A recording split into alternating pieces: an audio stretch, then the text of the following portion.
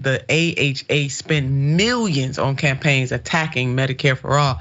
Let's take a look at this. The AHA, which raised $129 million in 2021, is a powerful Washington lobbying operation that represents large hospital chains like CommonSpirit, Health Ascension, and Tenet Healthcare. The AHA is part of a healthcare industry coalition made up of insurers, pharmaceutical firms, and hospital companies that spent $81 million from 2018 to 2021 on a TV and lobbying campaign opposing Medicare for All. And I'm old enough to remember what they did in California. I mean, they really got all up in California. That has been the closest chance that we have had, and they were there. I mean, they were there really ramming and shaking it up in a negative way to try to prevent a Medicare for All type system to happen in the great state of California. But none of this is new, in a particular relationship between Representative Pelosi and the AHA. Let's take a trip back to 2019 when Tom Nichols, the former AHA executive vice president, spoke in a similar setting at a DC gathering. Tom Nichols, the American Hospital Association's executive vice president for government relations, spoke at the organization's annual conference on Monday, a day before Pelosi addressed the same Washington, DC ballroom. And Nichols said at the time, "We're going to hear again from Mrs. Pelosi tomorrow. She's trying to thread the needle here, and she understands the difficulty that Medicare for All will provide for her caucus and for some of her members, and making sure that nothing comes up that harms her members." Put Yasmin up. Let's just go on in here before we go to our next story here. Yasmin, put that quote back up too. That's it. Let's just go ahead and pick that thing apart. All right, I am gonna throw papers. We're going to hear again from Mrs. Pelosi tomorrow. She is trying to thread the needle here, and she understands the difficulty that Medicare for All will provide for her caucus and for some of her members. Let's just go and stop right there, Yasmin. For her caucus, for her members, and basically to hell with the American people. The fact that we have millions of people in this country underinsured and uninsured. And as you pointed out, Yasmin, that we as an industrialized nation pay more money for healthcare than any other industrialized nation on the face of the earth, and our outcomes are not better. It is cruel and unusual punishment. And Yasmin, these are the same folks that will stand up there and quote the Reverend Dr. Martin Luther King Jr., who talked about, of all the injustices he has seen, by far what happens in healthcare is among the worst. And other freedom fighters and trailblazers, the National Nurses United, who have been fighting for Medicare for All for a very long time on the front line. Shout out and big ups to the nurses. We have doctors who are on the front lines of this fight too. But this person right here, this Tom Nichols, made it very clear. Let me say it one more good time. We're going to hear again from Mrs. Pelosi tomorrow. She's trying to thread the needle here,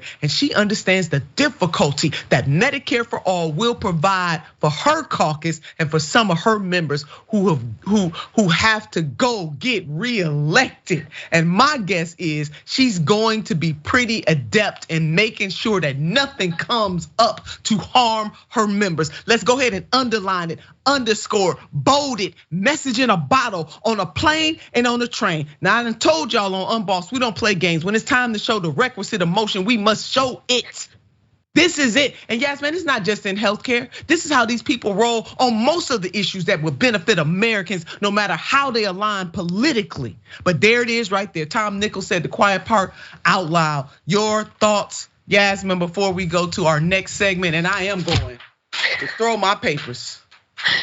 It's true. She is adept at doing what she needs to do for the people that she chooses to represent. And unfortunately, those people are not us. They're not the American people. They're her caucus members and the people that would benefit her the most directly. And it kind of reminds me of what we were talking about just now with Harry Belafonte, when he was standing up on that stage with Hillary Clinton and Obama, both senators at the time, and how he was kind of alluding to the fact that if you are in a position of power, you tend to become more isolated from the people that you came from, the people that you went there to represent, the people who maybe you once cared about, but once you got into office for one reason or another, you got sidetracked, you got distracted from whatever your original mission was. And that's why it's so rare and so valuable whenever you do find a politician who makes it into a position of power and doesn't forget their constituents, doesn't forget the reasons why they made it there in the first place.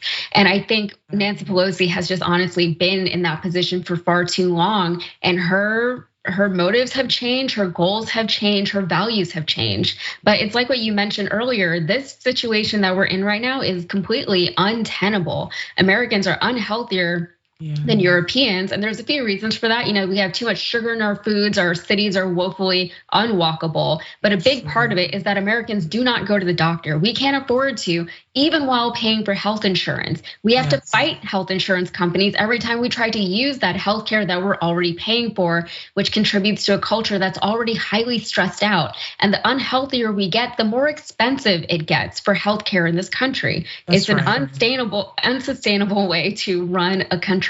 So I'm kind of glad that Nancy Pelosi is now taking a smaller role in government. Yeah, but she still got that same influence. Yasmin. It don't matter. The title doesn't matter. The influence is what matters. She knows that too, yeah. Yeah, I mean, she's still very much the speaker. Make no mistake about it. She is in the shadows. And let's put up the graphic team of Medicare for All. Let's remind people where the American people stand on this. 55% Medicare for All, where Americans would get their health insurance from the government. All voters, 55%. Democrats, 79%.